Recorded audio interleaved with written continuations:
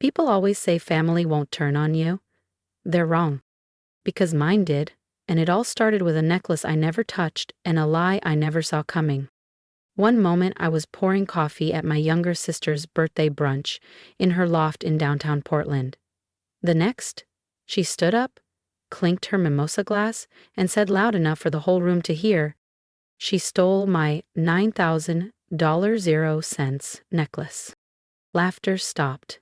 Forks froze mid-air. And just like that, I wasn't Haley the sister who covered the bills.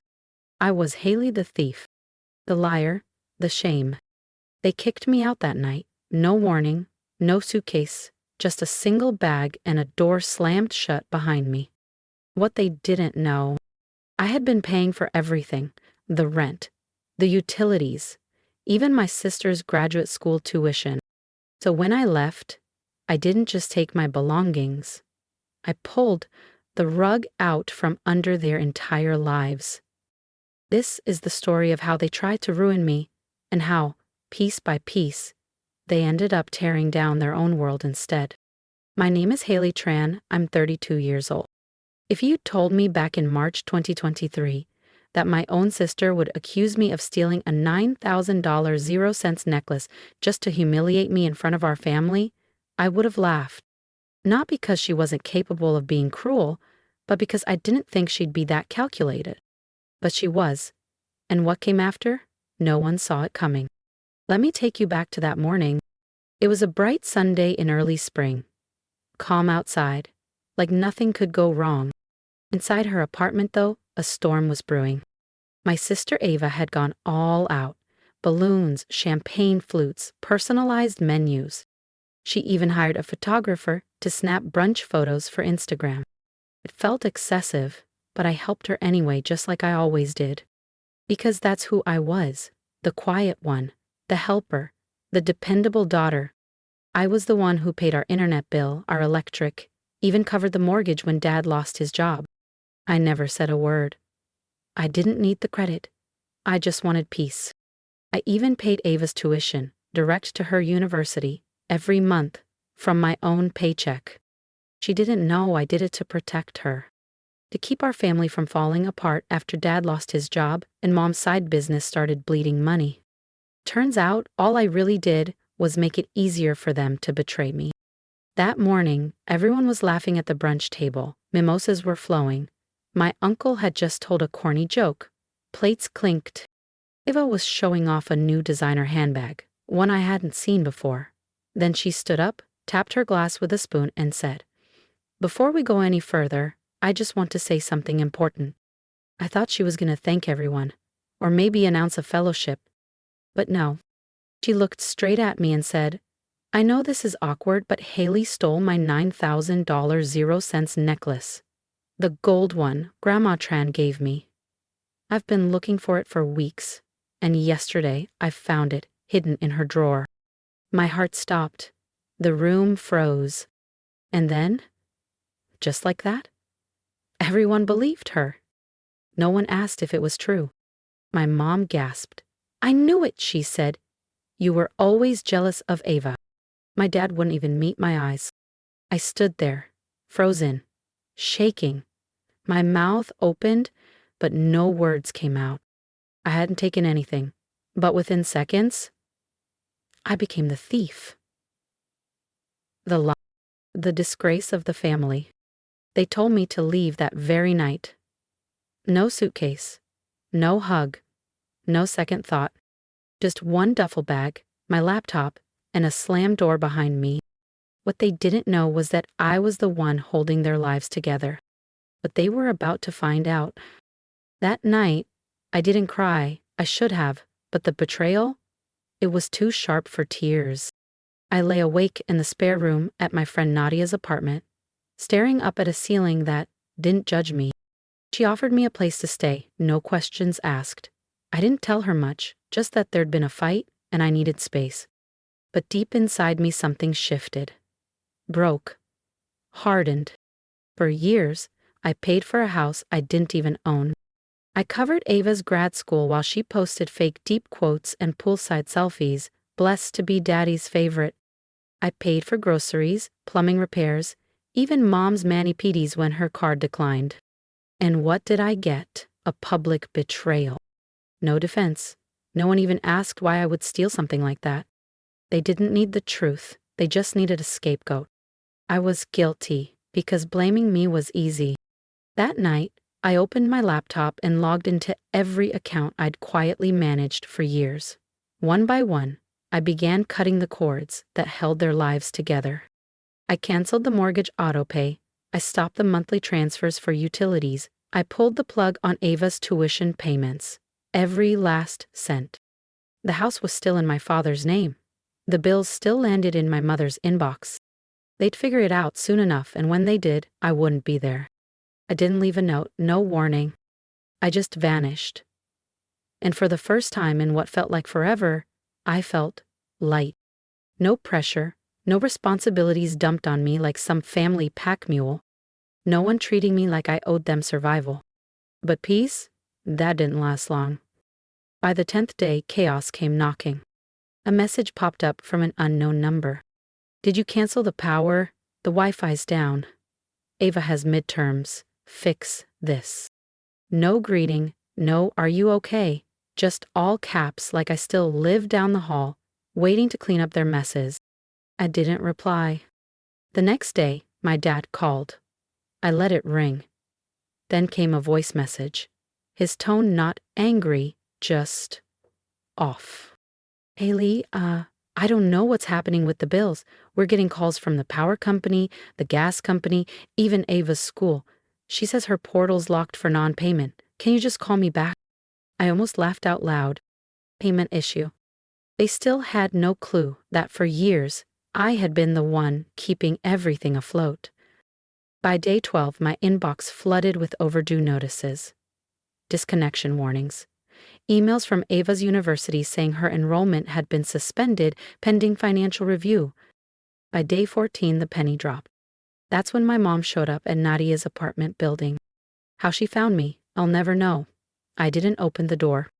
I just stood behind it, watching through the peephole as she pounded her fists and screamed. You ungrateful brat. We gave you everything. You think leaving makes you strong? It makes you pathetic. She didn't know. She didn't know they were the ones who had taken everything from me. That I had been the one paying for the heat in her house and the avocado toast she posed on Instagram. If you've ever been blamed for something you didn't do, or felt invisible in the family you gave everything to, hit subscribe. Because what happened next? It changed everything. And I wasn't going to explain it, not to them. But life has a funny way of bringing truth to the surface, even when you stay silent. Because 2 days later, I got a message that changed everything. It came from Erin, our old neighbor, the one who lived a few doors down. A single mom in her 40s, who ran a modest photography business out of her garage. She used to babysit Ava and me back when our parents were too busy to notice us. I hadn't heard from her in months, so when her name popped up in my DMs, I nearly ignored it. But the preview froze me. Haley, I need to show you something. I heard what Ava did. I have proof. My heart started pounding. I opened the message with shaking hands. But she had attached an audio clip. It started with background laughter, young women chatting, music, wind. Then Ava's voice, loud and clear. Of course, I planted it in her drawer. I needed people to see Haley for what she is. Mom always says she acts perfect. Let's see how perfect she looks once she's kicked out. I stopped breathing. My ears rang. My skin went cold. She said it. She framed me. She confessed, out loud, to setting me up in front of our entire family. Erin messaged again. She was talking to a friend in the backyard while I was testing audio equipment for a shoot. My mic picked it up. I didn't realize what she was saying until I reviewed the footage last night. I sat there, stunned. I wanted to scream. I wanted to cry. But mostly, I wanted justice. I asked Erin if I could use the clip. She didn't hesitate. I already sent it to Ava's university. People like her don't deserve to get away with something that vicious. Just like that, the first crack split Ava's perfect little world. 3 days later, she was called into a disciplinary hearing. Her Instagram, dark. No brunch spreads, no flawless selfies, no sponsored content. Silence. Meanwhile, my mom's Facebook had shifted from praise-filled posts to cryptic quotes about betrayal and loyalty being a two-way street. I didn't need to explain a thing. The truth was already doing the work, and I was just getting started. The audio clip didn't just stay private. It spread. It landed in group chats, then on a student forum. Whispers echoed through campus hallways.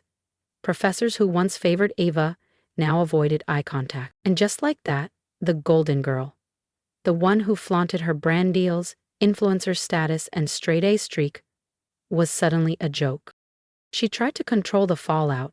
She posted a long-winded Instagram caption filled with vague phrases about family betrayal and misunderstood moments, accompanied by a black-and-white photo of herself, crying, probably fake tears.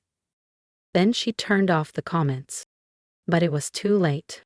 The truth had already sunk its teeth in. And then came the final blow. Ava was suspended. Academic dishonesty. Code of conduct violation. Not just for framing me, but because this wasn't her first slip.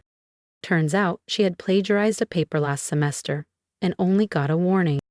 This time, the university didn't hesitate. She came home sobbing. Mom spun into a frenzy. Dad just sat at the kitchen table in silence, sipping coffee like it was the only thing holding him upright. The house, once noisy, dramatic, and dressed up for Instagram, went still and cold. And here's the kicker. They couldn't pay for anything. The mortgage, past due. Utilities, shut off one by one. Mom called the electric company in a panic, only to hear the account was permanently closed. In my name. They had no savings, no backup plan. Because for years, they had relied on me. And me is finally living. Mr. Landon, my manager at the marketing firm, had noticed how steady I'd been through it all. He pulled me aside and said, "You deserve a fresh start." He offered me a promotion, plus a relocation package. I took it. Now I live in a sunlit apartment on the 12th floor of a downtown high-rise. No yelling, no gaslighting, no manipulation. Just me, breathing, building, thriving. And for the first time in my life, I didn't feel guilty. 2 weeks after settling in, my phone rang. It was Aunt Melissa, my mom's older sister, the one they claimed was unstable and jealous when she left town years ago. Turns out they weren't afraid of her mental health. They were afraid of what she knew. "Hey, sweetheart," she said warmly. "I saw your name in that student forum story.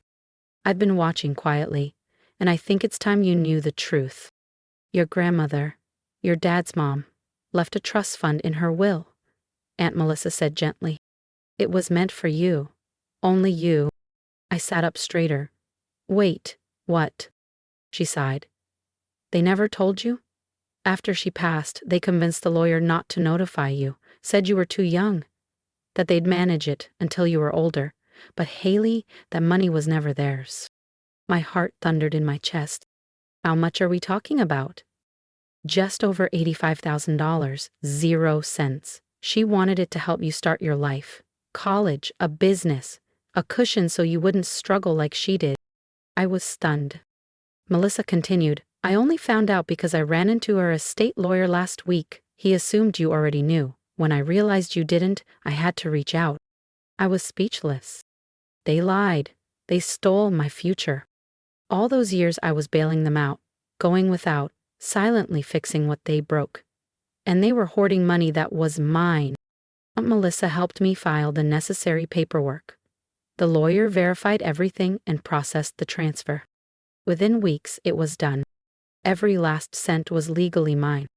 That night, as I watched the balance hit my account, something deep inside me healed. Not out of revenge, but because justice had finally arrived. With the trust fund in my hands and my salary better than ever after my promotion, I didn't just feel free. I felt limitless. For years, I had worked in the background, paid the bills, cleaned the messes, stayed silent. Now, I wanted to be seen on my own terms. That's when the idea came to me. I used part of the trust to launch a YouTube channel. Money Made Clear with Haley. I filmed my first video in the bright corner of my new apartment. It was titled, "They Called Me a Thief, but I Was the One Paying Their Bills." It blew up overnight. Thousands of comments poured in. "This is my story too. You're so brave for walking away. They never deserved you." I began teaching financial basics, how to budget, how to recognize financial abuse, how to walk away from being used. Sponsors reached out, podcasts called, blogs asked for interviews. My story wasn't just mine anymore. It became a lifeline for anyone tired of being the family doormat. And my parents? They sold the house. Without my support, they couldn't afford to keep it. Ava tried launching a new social account, posing as a self-care guru. It didn't last. No one forgot what Ava did. Because reputation? It's a lot harder to rebuild than a bank account. One afternoon, I got a text from my mom. Just 5 words. "Can we please talk, Haley?" I never replied.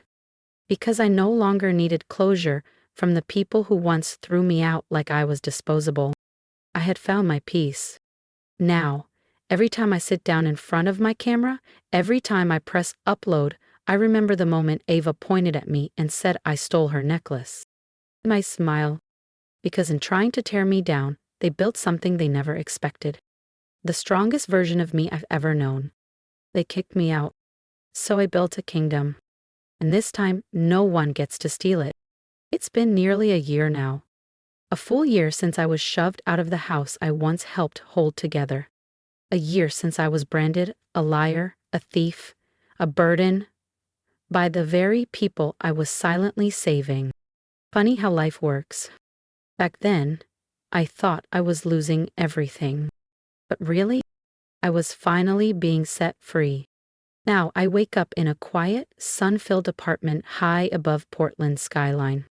I sip my morning coffee at the window, answering emails from collaborators, clients, and people who actually value what I do. I've grown my channel to over 600,000 subscribers. I've spoken at conferences, been featured on podcasts, and helped thousands, especially women, untangle themselves from toxic financial traps and start over. And sometimes, through cousins or friends of friends, I hear that my parents watch my videos in secret. Even Ava. Apparently they're shocked I turned out this way. But the truth is, I didn't turn into this woman. I always was her. They just never looked closely enough to see me. Now, they can watch me from a distance. Sit in the silence I once endured. Feel the loss of the one who kept the lights on, the fridge full, the chaos contained. I don't hate them. I don't even wish them harm. But I do hope they understand this. When you bury someone in lies, sometimes they bloom. And that's exactly what I did. They tried to destroy me. Instead, I built a life they can only watch but never touch.